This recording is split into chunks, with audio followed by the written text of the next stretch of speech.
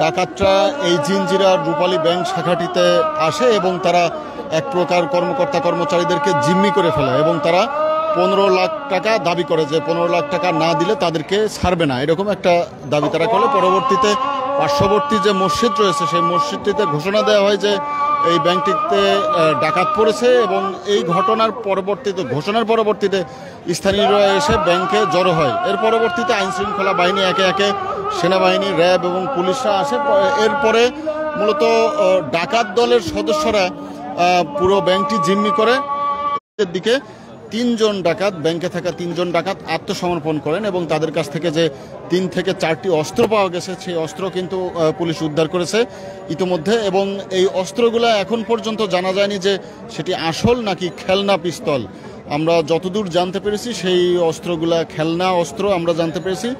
এবং এই ডাকাত দলরা ম্যানেজারকে এক প্রকার জিম্মি করে, যে ম্যানেজারের কাছ থেকেই তারা 15 লাখ টাকা দাবি করে আসছিল। এবং সন্ধ্যা এখন প্রায় 7টা বেজে চলল, এখনও কিন্তু ব্যাংকে থাকা যেসব কর্মচারী এবং কর্মকর্তারা রয়েছেন তারাও কিন্তু এখনও কেউই বের হতে পারেননি।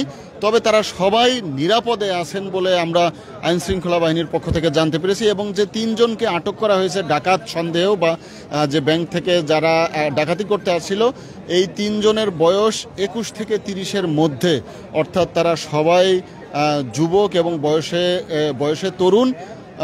এবং আমরা জানতে পেরেছি যে রাত 8টার দিকে পুলিশের পক্ষ থেকে একটি ব্রিফিং করা হবে, যেখানে এই ডাকাতদের মোটিভ, তারা কেন ডাকাতি করতে আসলো এই ব্যাংকটিতে এবং তারা 15 লাখ টাকা কেন চাইলো এবং তাদের উদ্দেশ্য আসলে কি ছিল এবং এই পিস্তল দিয়ে তারা কোনো আঘাত করতে চেয়েছিল কিনা সেটি পুলিশের পক্ষ থেকে ঠিক রাত 8টায় জানানো হবে বলে আমরা জানতে পেরেছি। এবং এখানে যে কর্মকর্তারা ব্যাংকে আটকায় এখন পর্যন্ত, তারা কিছুক্ষণ মধ্যে বের হবেন এবং বের হয়ে তারা গণমাধ্যমের সঙ্গে কথা বলবেন বলে আমরা জানতে পেরেছি। আমরা যদি একটু জানতে চাই যে আমরা শুনছিলাম যে ডাকাত যে যুবকদের কথা বলছিলেন, তারা অনেকেই পানি চেয়েছে, স্থানীয় বাসিন্দাদের কাছে খাবার চেয়েছে, তারা কি মনে হয় আসলে তারা মানে অনেকটা ঝোঁকে বসে নাকি তারা নিয়মিত ডাকাত, তারা নাকি আসলে হঠাৎ করেই ডাকাত? ধন্যবাদ আপনাকে। আমি যেটি বলছিলাম যে বয়স কিন্তু 21 থেকে 30-এর মধ্যে এবং তারা সবাই তরুণ বা যুবক বয়সে। এবং আমার মনে হয় যে এ ধরনের বড় কোনো ডাকাতির তাদের অভিজ্ঞতা নেই। যদি অভিজ্ঞতা থাকতো তাহলে তারা একসঙ্গে 10 থেকে 12 জন বা 20 জন ব্যাংকটিতে ঢুকতো।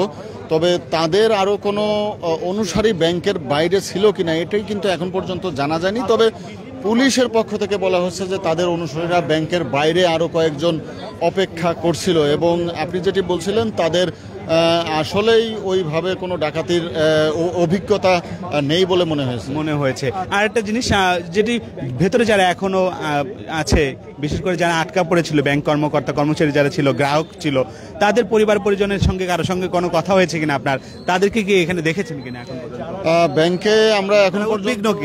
আমরা এখন পর্যন্ত যেটি জানতে পেরেছি, রূপালী ব্যাংকের হেড অফিসের কর্মকর্তারা জানিয়েছেন যে এই শাখাটিতে, অর্থাৎ রূপালী ব্যাংকের এই জিঞ্জিরা শাখাটিতে তাদের 12 জন মোট কর্মকর্তা কর্মচারী মিলিয়ে রয়েছেন। এবং তাদের যে আত্মীয় স্বজন রয়েছেন তাদের সঙ্গে কথা বলেছি, তারা বলছেন যে শুরুর থেকেই, অর্থাৎ দুপুর 2টার পরের থেকেই যখন এই ব্যাংকটিতে